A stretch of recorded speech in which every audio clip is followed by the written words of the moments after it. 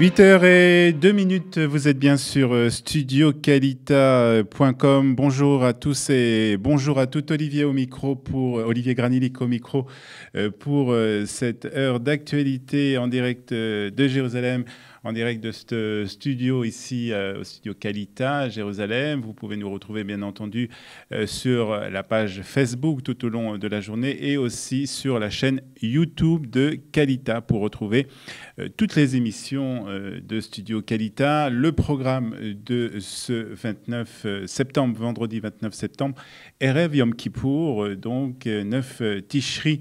Il sera question aussi de Yom Kippour et plus particulièrement du livre de Yona que nous lirons demain après la lecture de la Torah pendant Mincha, puisque nous en parlerons pendant la dernière partie de notre émission à 8h40 avec Gaël Hana Serrero qui sera notre invité dans le studio et qui nous parlera donc du livre de Yona et de son interprétation.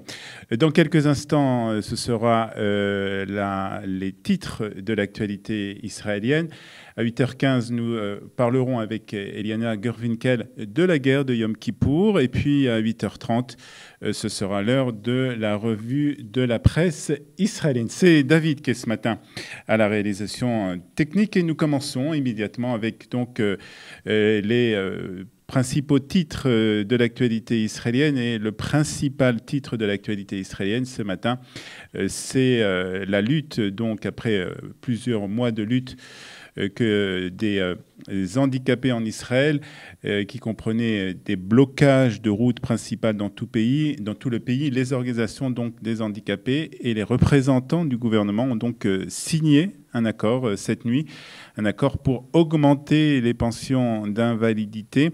L'allocation pour toutes les personnes handicapées ayant une incapacité de travailler à 100% sera donc portée à 4 000 shekels, et ceci en 4 étapes. C'est un accord historique, ont déclaré les représentants des handicapés, sauf une organisation qui a refusé d'accepter cet accord et qui a annoncé qu'elle continuera à manifester. Nous reviendrons bien entendu en détail sur cet accord dans la revue de la presse à 8h30. Et puis, autre accord, tout autre accord, cette fois-ci, c'est le dirigeant du Hamas dans la bande de Gaza qui a annoncé que son organisation avait accepté une proposition égyptienne concernant l'échange de corps de soldats et de civils israéliens retenus par le Hamas.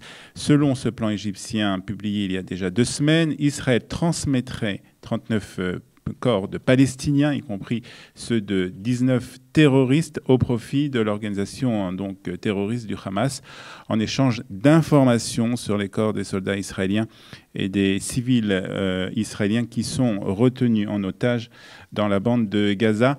Le dirigeant islamiste a ajouté que la proposition avait été transmise au gouvernement israélien, le gouvernement israélien qui doit à présent la valider. Pour le moment, pas de réaction du côté donc, du gouvernement israélien et du côté de Jérusalem. L'armée israélienne a annoncé le bouclage des territoires jusqu'à samedi minuit en raison de la célébration de Yom Kippour. Cette fermeture imposée régulièrement durant les fêtes juives est justifiée par les impératifs de sécurité et la crainte d'attaques terroristes. Tous les points de passage en Judée et en Samarie et dans la bande de Gaza sont donc fermés. Ils ont été fermés à minuit cette nuit, sauf pour des cas humanitaires. C'est ce qu'a précisé une porte-parole de l'armée israélienne. Et puis hier soir, plusieurs dizaines de milliers d'Israéliens venus des 4 coins du pays ont participé à la dernière récitation des Slichot qui s'est déroulée comme chaque année au Kotel en présence des grands rabbins d'Israël. Le Premier ministre israélien Benjamin Netanyahu a accueilli hier à l'aéroport de Ben Gurion la délégation israélienne de sauvetage qui était partie au Mexique au lendemain d'un puissant tremblement de terre qui avait fait plus de 200 morts.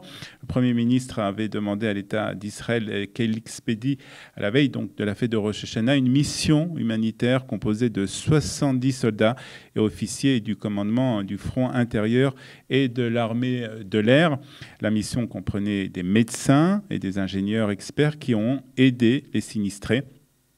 Nous sommes fiers de vous et nous vous saluons, ce qu'a déclaré le Premier ministre à l'arrivée donc de cette délégation vous montrer le vrai visage de l'État d'Israël, a ajouté Binyamin Netanyahou.